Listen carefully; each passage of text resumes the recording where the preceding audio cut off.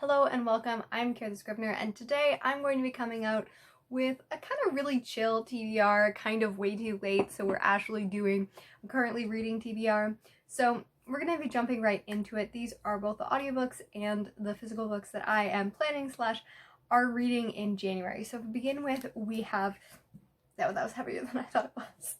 This is a huge collection of classic works by women, which includes The Mysterious Affair at Styles, which is the very first Agatha Christie novel, and it is going to be the first on, well, actually not the first on this list, not the first that I'm reading at all, because I'm reading it closer to the end of the month, but I'm very excited. I have read 2 Agatha Christie novels before, and they both blew me away, so I'm very excited to begin her origins and have Poirot again. So then we have The Toll by Neil Shusterman. This is the conclusion to one of my favorite series, The Arc of the Scythe, and I'm a little nervous going into it because I read the beginning and I really liked it, but I've been seeing a lot of negative reviews, and that always just, it makes me nervous reading it. I already don't want it to end because it's a novel and series that I just absolutely love. I just finished the 2 rereads of the first 2 and I love it, and we're doing it at my book club, so I have to finish it probably by the 23rd, I think, or something like that, but I am very excited to be getting into this utopian novel that deals with the aftermath of many events that are spoilers. To begin 2020, a new decade, a new year, I had to pick the right book.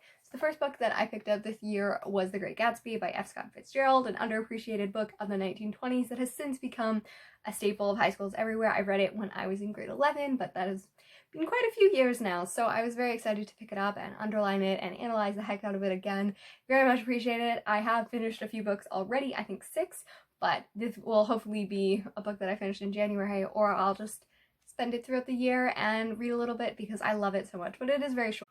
So you know a book is very well loved when a library keeps it in rotation when it's this beat up, but this is the first book in the Magnus Chase series, A Sword of Summer by Rick Riordan, and the Magnus Chase series is one of my favorite by Rick Riordan. It's a series that I fell in love with the last few years, and I'm so excited to be returning to it with Demigods Anonymous.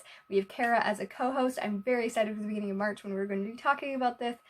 Beginning of February, but I just love it. I love the fact that it has a lot of diversity, it has a lot of representation, it really deals with emotional punches and the way that people deal with family, the way they feel with found family, and it's just an excellent book. Highly recommend it overall.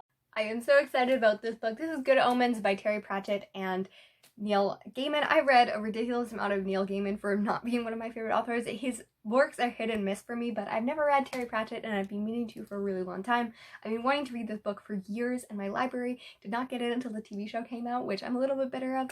And now, after a million holds, I finally have it, and I'm so excited to be going on to this very kind of hilarious look at the end of the world, and it's gonna be great.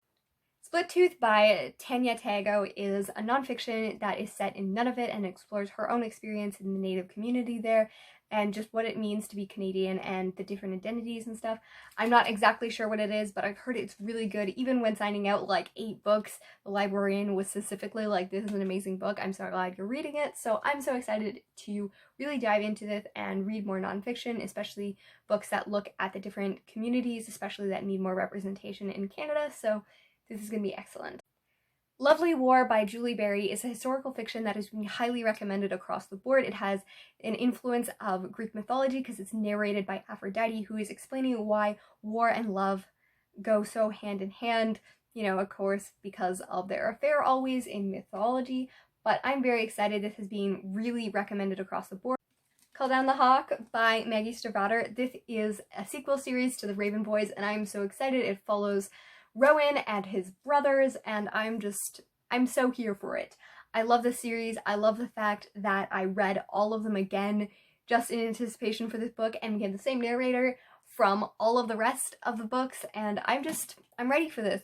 She writes like no one, and I hope that I will not be disappointed. It is Homegoing by a woman who I respect way too much to butcher her name, and it deals with 2 half-sisters. One is married to a white man who is a colonist in Africa, and one is sold by that same man into slavery in the US, and it follows their families throughout the generations, and it is touching and emotional and deals with a lot of heavy stuff, so beware for that. And I'm now in the 20th century, and I really appreciate the stories. The only issue that I have with this book, it is not very great at tying the narratives between generations very well. It skips rather dramatically in between them, and especially listening on audiobook primarily, it is hard sometimes to trace everything that is going on. So, but I really recommend it as a really important book that deals with the effects of the diaspora, the effects of the slave trade, the effects of colonization, really heavily on the different groupings around the world, and I just think it is really remarkable. And last but not least, we have Spiritual Direction by Henry Nouwen. This is a Christian nonfiction that deals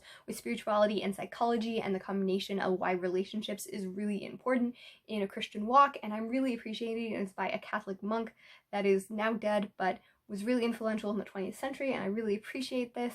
And yeah, those are my books that I'm currently reading so far, and let me know which books you're currently reading, which books you're most anticipated to pick up next. Do you have thoughts on the books that I talked about? Let me know all those thoughts. I like them. Don't forget to subscribe, comment, and like, and all of that goodness, because it makes me happy, and I will see you soon.